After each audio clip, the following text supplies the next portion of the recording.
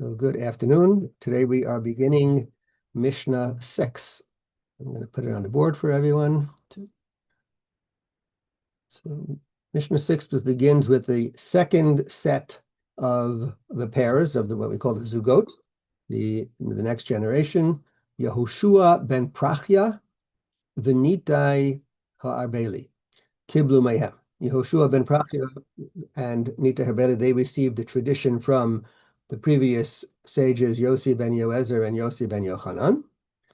And actually, Nitai Harbeli, just as an aside, from the area known as Arbel up in the north. You can still go to Arbel now. It's like a cliff. There's caves there if you can just kind of hike down the side of the cliff from where there was they were hiding out from the Romans there and resisting. So, and you can actually find, we once years ago went on a hike and we saw the grave of Nitai Harbeli. So Yehoshua ben Prachya Omer. Yehoshua ben Prachya says, Aseh lecha rav, make for yourself a teacher. Ukanei lecha chaver, and acquire for yourself a friend. V'hevei is kol ha'adam lekavschos, and judge everyone favorably. We're going to just deal with the first one of Aseh lecha rav today. Make for yourself, here it says a rabbi, but really more a teacher. A rabbi is also a teacher, but the concept is to have someone who is your teacher. And again, a lot of interesting different views and takes we can understand from here. So first of all, to make for yourself a teacher, one of the ideas of having a teacher is someone who's going to teach you, right? To teach you things you don't know. But the Rambam and Rabbeinu Yonah say that even if the person doesn't necessarily is as great as you are, you could have someone who is not on your level, but still you need to have someone who is your teacher. You need to have a person who you can look up to and you can have teach you things. So make someone a teacher, even if that person may not quite be ready for that job, so to speak, and consider that person your teacher. And then what will happen is you will still learn from that person, because our sages tell us, and there's a number of places where this is brought down, that learning from someone else is better than learning from yourself. Yes, we learn and we can enjoy our own learning, but if someone else is teaching you and someone else is explaining it to you, you will end up holding on to it better. You will be able to maintain that information better. And that's even if the other person is great, is equal to you, they're not greater than you, or maybe even less than you, still you can, in wisdom, still you can learn from them, and the fact that they're telling it to you will have an impact. And sometimes, you know what, we've also discussed this idea before, that even someone who is not as smart as you understands quite a lot of things better than you do. And they can teach you things that and explain it to you in a way that you may not have been able to do yourself, even if you are smarter than them. So that's one idea. So Rabbi Twersky sort of follows up on this idea to say, to be able to go to someone else who is less knowledgeable or less experienced than you, you have to be a type of person who's able to do that. You have to have a certain confidence and to be able to go to someone who you think, oh, they don't know as much as me, and still gain from them.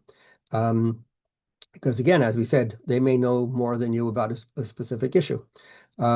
Also, in general, when you have someone else to talk to, and this is going to play itself out also a little bit in terms of the acquiring a friend or having a study partner, but when you talk to someone else and bounce ideas back and forth, it provides greater clarity. So even if the teacher person is not as smart as you are, still there'll be greater clarity that you will develop.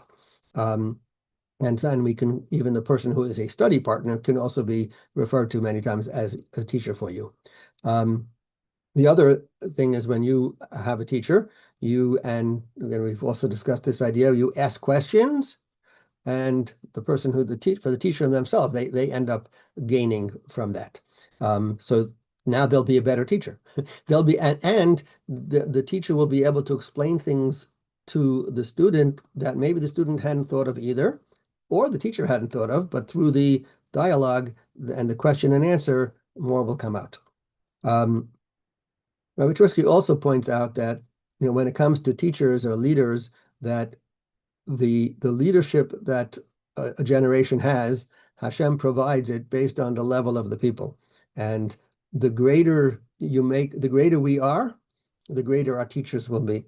So if we work on ourselves, then we can feel confident that Hashem will provide us with teachers who are on a higher caliber as well.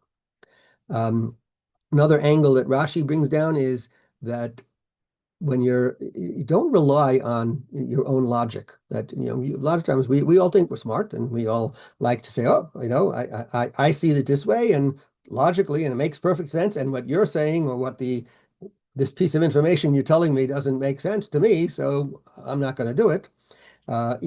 However, what the idea of having a teacher is to have someone who is knowledgeable and learn from someone else.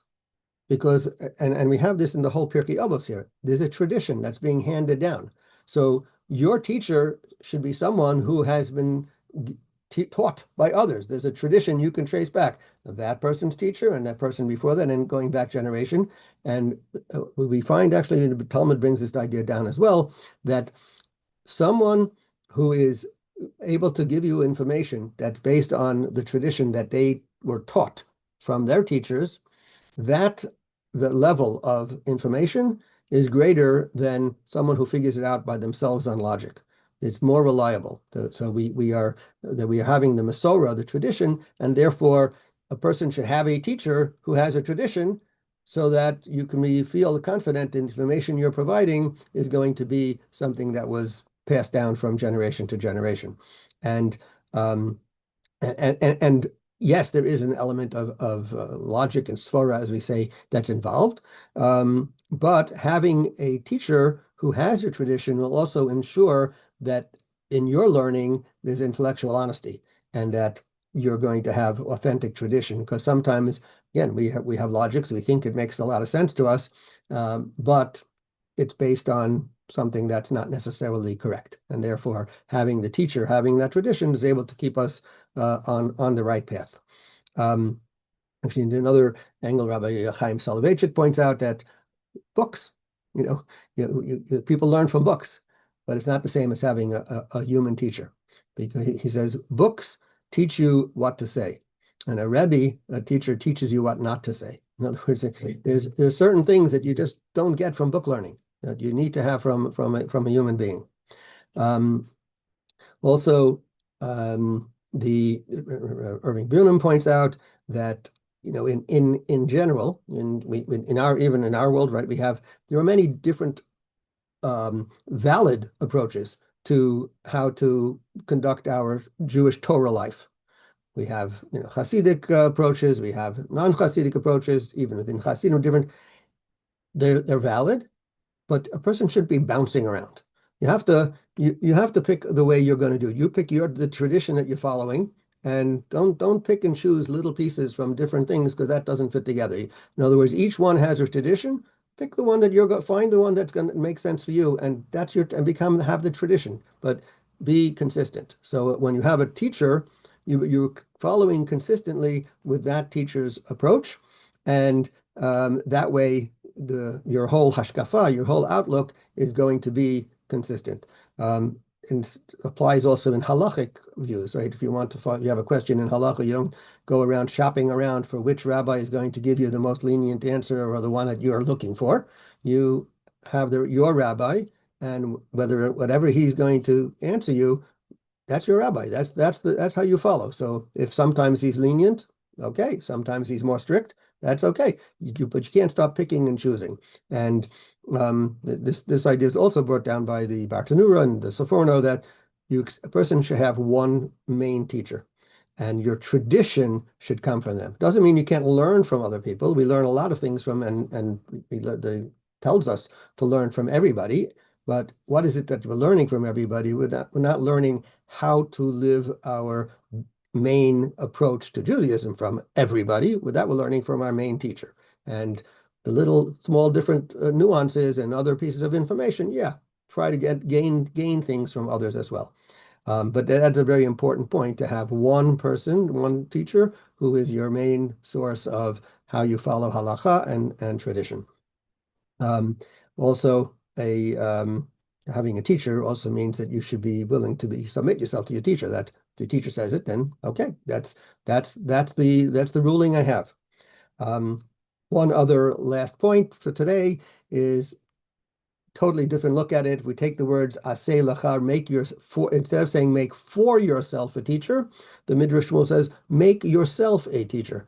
I mean, make yourself into a teacher, become a teacher to teach others, learn. You have to study enough so you can pass it on to other people. Become someone who is able to guide other people, and basically make yourself grow and make yourself the type of person who is going to be able to give over to others and to teach others as well. So make yourself into a teacher so that you have all those capabilities and are able to transmit it to others as well. And we'll hold it there for today.